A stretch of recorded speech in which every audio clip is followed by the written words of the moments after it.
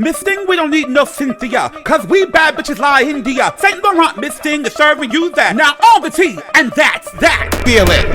And I'm gonna give it to you. Again and again. Again and again. Again and again and again. Again and again and again. You ready for this? Let's go. Oh! Everything about this and that. All of this a matter of fact. Turn to me. Turn to this. I'm the one with the information, bitch. All the news ready to attack. Get to your mind, serving like that. Around the world, right to your living room. I'm the one bringing it to you. So sit down, please take a seat. Because you're in for a little treat. No need to worry, we got you. Now listen clear to me, babu. I got the tea, the lip and see. Now sit back and listen to me. Sit back and listen to me. Thing, Miss Thing, Miss Thing. Hey to all my bad guys and evil doers, it's me, your girl LaIndia, and you know it's always something with the girls, okay? So sit back, relax, and let's chat. Hey you guys, so we got a special guest tonight. We have Marquise Foster on the scene. What's up? What you want to say? How you doing? Good to see you. It's been a while. Good to see you. Yes, good to see you. So, you know, I know you, but you know, if you can you share with my viewers? You know, where are you from, you know, like what do you do, things like that or whatever, you know, elaborate, let us know. So I'm Marquise Foster. I'm a fashion designer in Brooklyn. You can check me out on my website, Marquise Foster, just to get a little feel of what I do. I'm also legendary in the barbering scene, Jojo St. Laurent, father of the House of St. Laurent. Been walking since, I would say, 2007, 2006. I'm legendary for All-American Runway. Okay, cool. And how long you been doing fashion? I've been designing, I would say, for about fully 18 years. No, not 18. That's I'm going back. Maybe for about 13 years, I would say.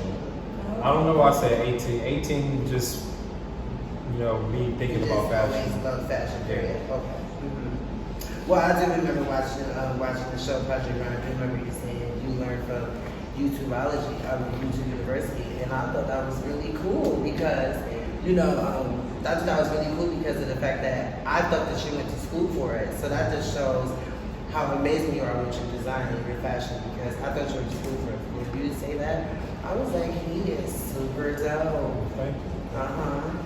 So, before we get into talking about parenting and stuff like that, like, one more thing I want to ask you is like, what inspired you to even do fashion?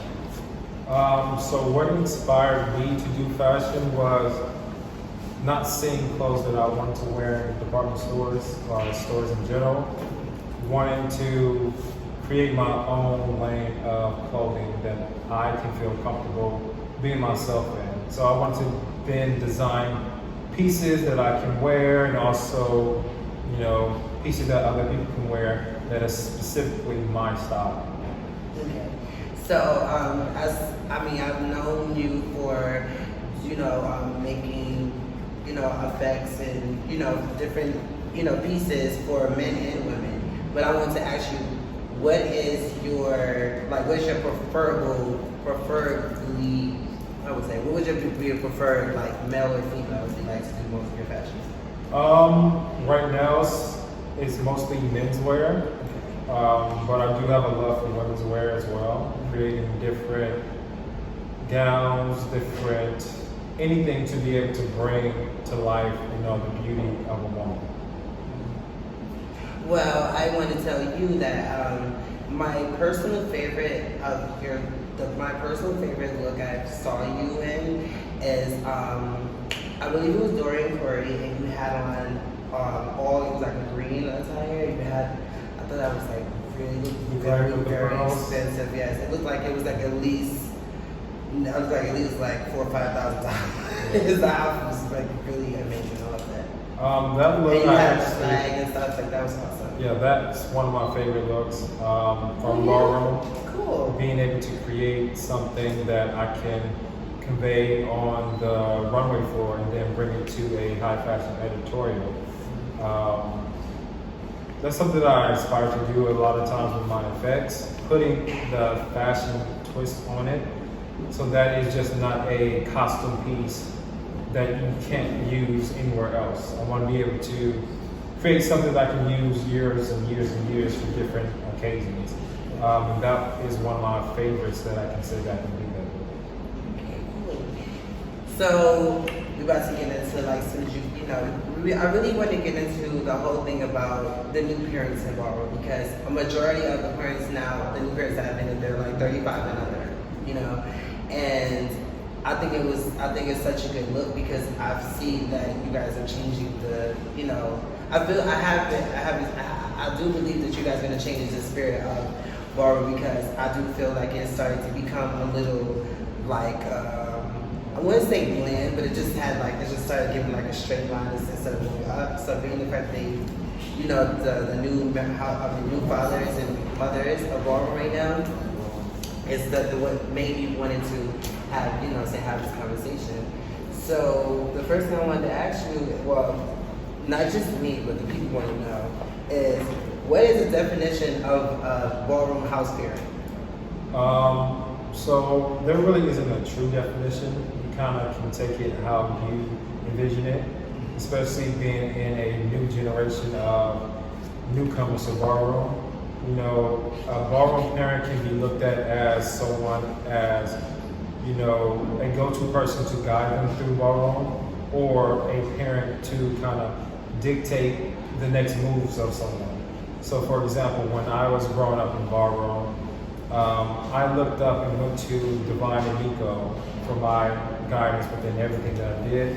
Sometimes you have kids in the house who don't need that guidance. They just want, somebody to tell them, show up at this ball, show up at that ball, and walk wherever this may be. So parenting in the ballroom can be taken different ways. It just depends on what type of leadership that you want to display to the house.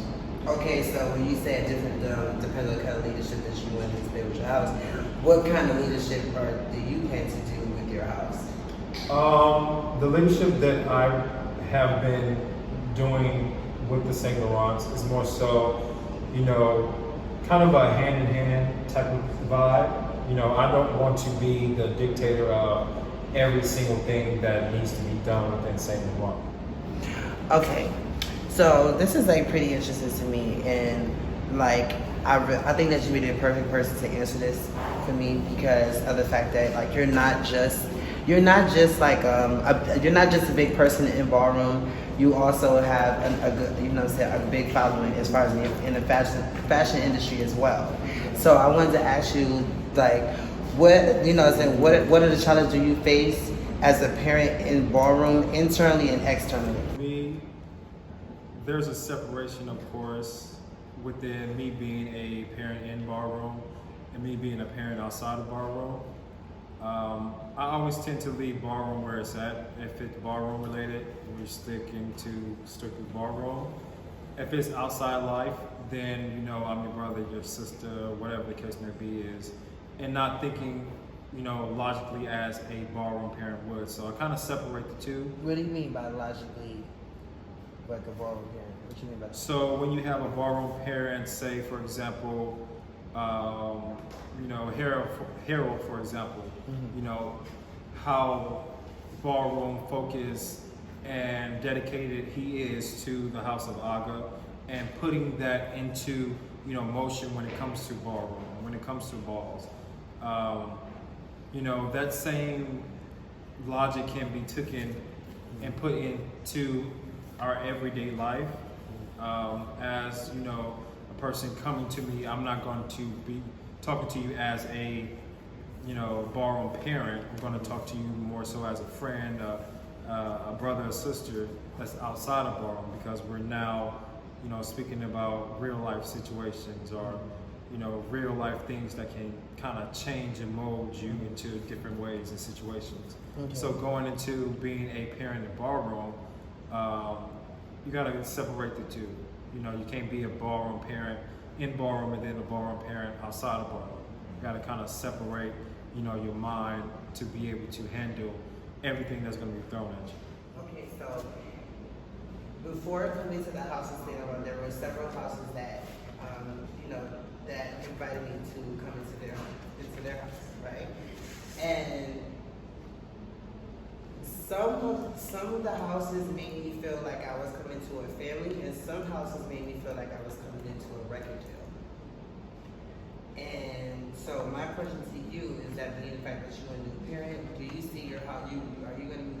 Is your plans for the house to be more of like as if like we're working for our like as a brand or as a or as a family? Because I do feel like there's, it is like a hairline slash through it, but it's like a hairline difference to it, but like one really more weighs out the other. For me, not necessarily. I would say that it has to have a family aspect to it and a branding aspect to it. If you're in a house, I will hope that you're creating a brand for yourself because you are part of a brand. So using that last thing as a branding tool, for example, Von Allure, being in the house of Allure, using the Allure as a part of his brand, branding that to be able to go DJ across the world, DJ with RuPaul, this and that. So for me, it's always about creating a family bond and branding because you want to have a win-win situation.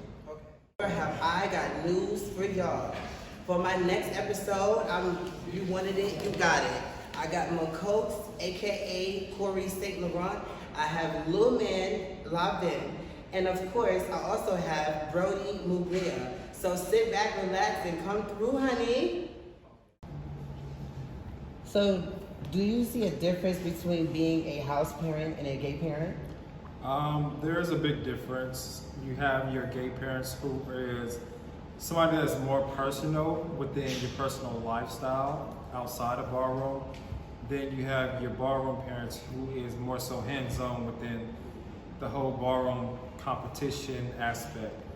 It's a big difference. For me, I've had a gay mother, Kiana, for years, who I go to speak to about personal things that is outside of ballroom.